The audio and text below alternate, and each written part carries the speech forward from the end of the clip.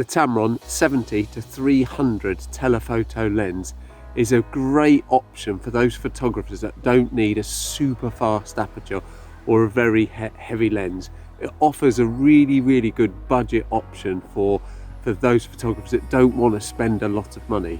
In its day, this lens was relatively inexpensive, and today on the used market on MPB, you can buy this lens for about £70 in excellent condition. It's a fairly simple lens with a maximum aperture of f4 at 70mm, its shortest length, and f5.6 at 300mm, but its minimum aperture goes right down to f32. It also has a fairly short focusing distance at just under a metre at 95 centimetres, which makes it a really good option potentially for macro shots. The lens has 9 diaphragm blades and has 13 elements in 9 groups, and as I mentioned in my Olympus 14 to 42 lens review, obviously you want your lens elements as close together as you can and with as little space inside the lens to give you the sharpest lens. Sadly, this has got 13 elements in 9 groups, so just by reading that, you know it's not going to be the sharpest tool in the box. By design, it's never going to be the sharpest lens you can buy, and you can see that in the recent video I took of bird photography, where I was taking lots of pictures of birds, but quite a lot of them were quite soft. The focus was soft, and that's because I was shooting the images at the longest range this lens can give, and what I found was a real softening of the focus at that distance, and that's borne out in the 13 elements and 9 groups, and obviously the construction of this lens. As I said, it's never ever going to be the sharpest lens that you can buy.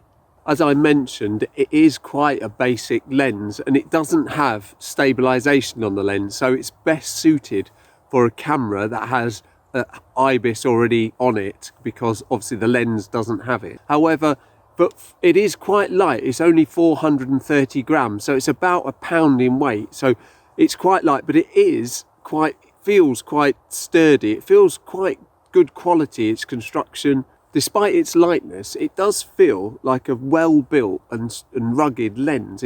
It's plasticky, but it feels really strong in the hand. It feels like a quality lens. It does offer both auto and manual focus, and the zoom ring and the focus ring make the lens feel like a really good solid lens. It feels like a good quality lens. Despite its limitations, the lens does have one really good quality, and that is that it's a macro lens.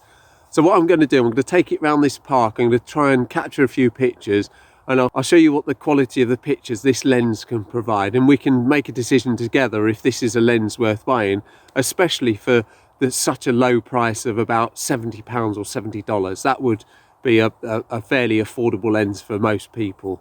I'll give it a try and I'll show you how it works. I'm in the quarry, and I'm going to take this shot that shows the sun on the side of the quarried stone, and I've gone for f5.6 and 100th of a second ISO 200. So I'm going to try and take this shot with the sun on the wall, the stone, and see how that comes out. I've come back a bit now. I'm going to try to get a slightly wider view. 70mm trying to get a rock face isn't quite so easy, but I've still got f5.6. I'm still going 100th of a second and ISO 200. I'll take this shot now and then I'll put it up and show you this shot straight away.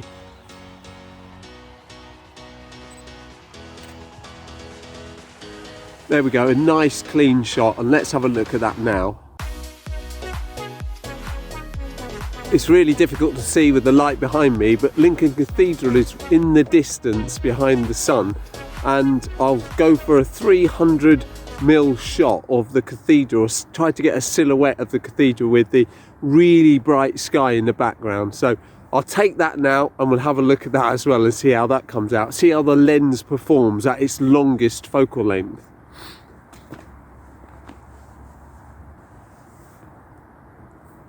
That looks good on back of camera, so I'm hoping it'll come out as a nice shot once I've had a look at it on the computer. The only bit of colour I can find on this winter day on this park are these berries. So I'm going to try a macro shot of one of these berries. The light is fading so much now, so I'm hoping this comes out. I'm hoping I can do this, but I'll just try this shot and I'll show how this comes out as well. I'm still on f5.6, but I'm having to go down to 1/20th of a second. I'll try this handheld. If this doesn't come out, I'll try and use the tripod and see how I can do with that. This is macro mode, 1/20th of a second. Seems all right, but I'll try with the tripod anyway.